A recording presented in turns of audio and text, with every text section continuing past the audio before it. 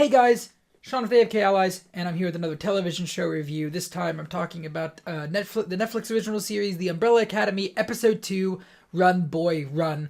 The first episode is up on the channel and on the podcast network. This episode is directed by Andrew Bernstein, and the teleplay is by Steve Blackman. So we're going to go straight in on the plot. There will be spoilers in here, and so let's just jump right into it. So in this episode, Vanya seems to think that Five's mind was corrupted by time travel and that the world won't really end, and Five then leaves Vanya's house in the middle of the night and goes out on his own. Number 5 and Klaus are attempting to track down the origin of a prosthetic eye that Five found in the future, and they learn that it has not yet been manufactured. Luther is investigating Diego and finds that he has had a boxing match at the time of their father's death, so that rules him out as a suspect to Luther. And at the same time, Diego goes to investigate the shootout from the end of the last episode and is arrested by a police officer, Detective Patch. They have an implied prior relationship, and he seems to want her to join him as a vigilante out on the streets, but she doesn't really go for that. In this episode, we're introduced to 2 new characters, Cha-Cha and Hazel, who seem to be tracking Five, kind of like the Mercs from the end of the last episode with the little devices that they had.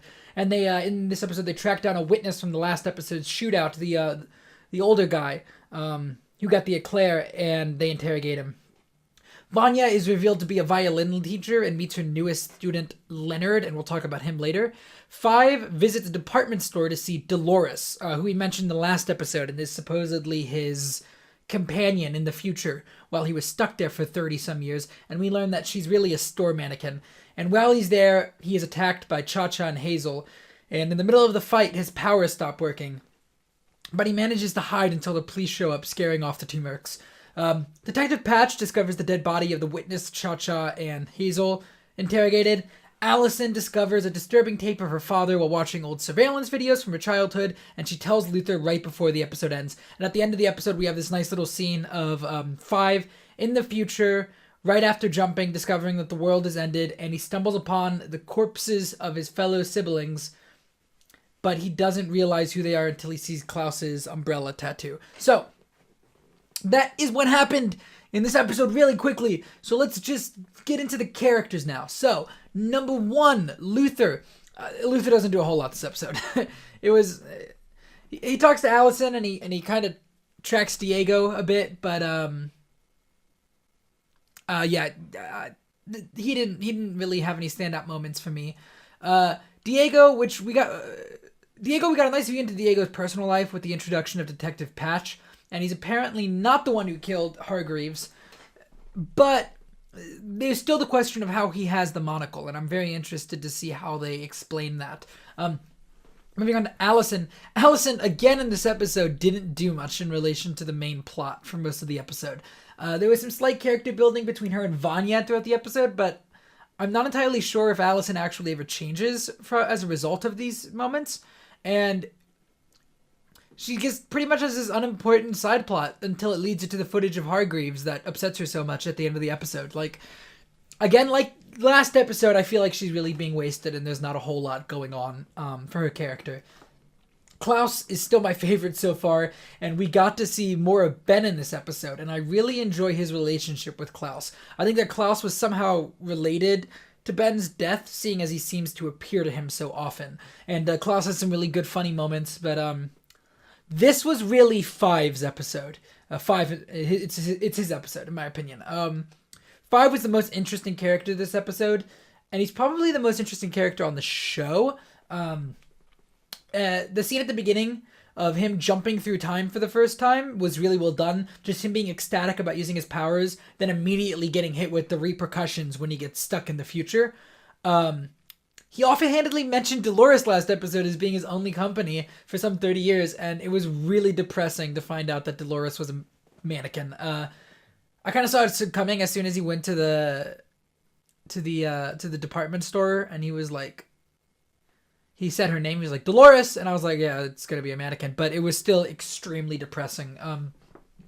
And to me, the most tragic scene in this episode, and the most tragic scene so far, has been Five finding his siblings dead at the end of the world, and not recognizing them until he saw the umbrella tattoo. And I have a big question about that scene, because Vanya's not there. As far as I could see, Vanya's not in that shot. There's no shot of Vanya dead with the others. So, where did Vanya go?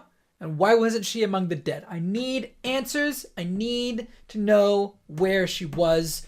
We're putting together a case. By the next review, I'm going to have the Pepe Sylvia board up right here. And we're going to connect these dots. So, speaking of Vanya, not a lot interesting in this episode. She has some interesting moments with Allison and Five that kind of build up their characters, but again, nothing really comes of it. She's still taking the medication from last episode, and we know that that's my thing. I think that medication is suppressing her powers, or it's just like aspirin or something. Who knows? Ibuprofen? Advil. It's definitely just a jar of Tums.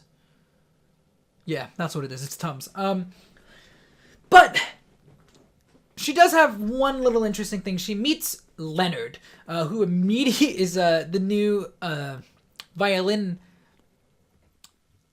student that she is being hired to teach violin to, I guess. I guess she's a violin teacher. Who he immediately, upon meeting her, tells her this sob story that's remarkably similar to his own. Or to her own, sorry. And she just eats it up. Like, I don't believe it. I don't believe it for a second. I think he made all that up. I think he's read her autobiography. And I think that he knew exactly how to get to her by saying, like, this big sob story that was almost exactly like her story with her father. And I think that's all that is. I don't believe that any of that actually happened to him. I think he's just trying to get closer to her. And I'm going to go ahead and say right now, and we're going to pin it up right there when I'm done. I'm going to go ahead and say that the eye that Five found, it's Leonard's eye, and Leonard's the bad guy. That's my theory right now. That's my theory. I'm going to put it up here when I'm done, and when I review episode 3, you're going to see my Pepe Sylvia board in the background there. Moving on, Cha-Cha and Hazel. They were interesting. A good introduction to them, and they had a larger mystery to them. They seem, I think they're time travelers. I think that's what was implied. And whatever's in the briefcases that they hid is what allows them to time travel. I think that's what I got from that.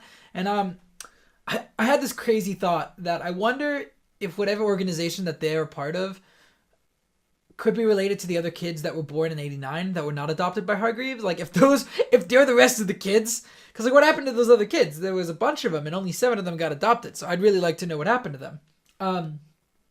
That's, like, all I have to think about with Cha-Cha and Hazel for now. But, etc. Just some random thoughts I had when I was typing up my notes. I got super hyped towards the end when Don't Stop Me Now started playing, but that fight scene was so disappointing. I don't know if it was because of how I watched it, but I could barely see anything that was going on.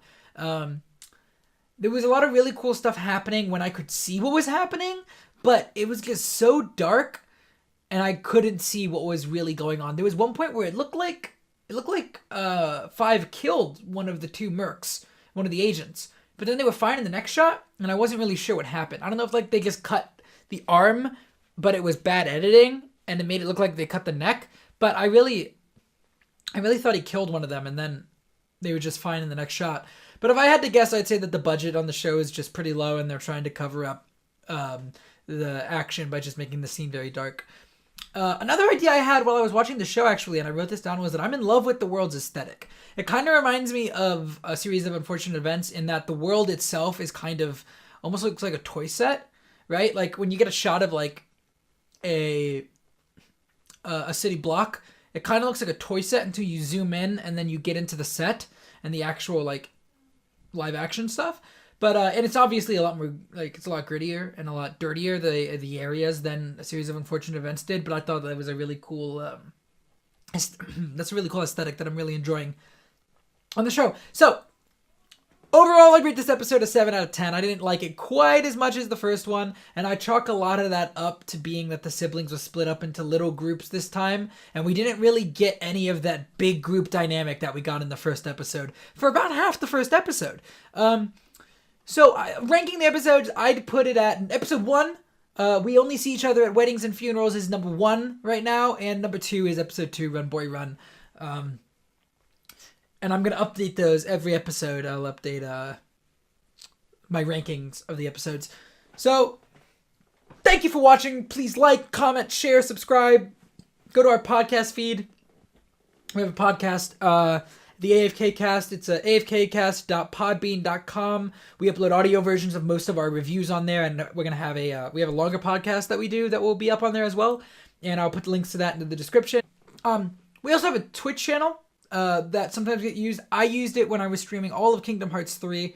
It might still be up there in the VODs, but it's twitch.tv/AFKallies404, and that will also be in the description. Check out our other reviews that we have up on the channel. We have a Doom Patrol Episode 1 review and a Umbrella Academy Episode 1 review. I think we're going to have a Punisher Season 2 review up, and then after Sunday, I'm going to put up a True Detective Season 3 review. So check all that out. Thanks for watching. Again, like, comment, share, subscribe. Anything you want to do, just do it. Interaction. We love interaction. We got a comment the other day, and I got very excited. I love interacting with people. So do any of those things, and I'll catch you guys next time.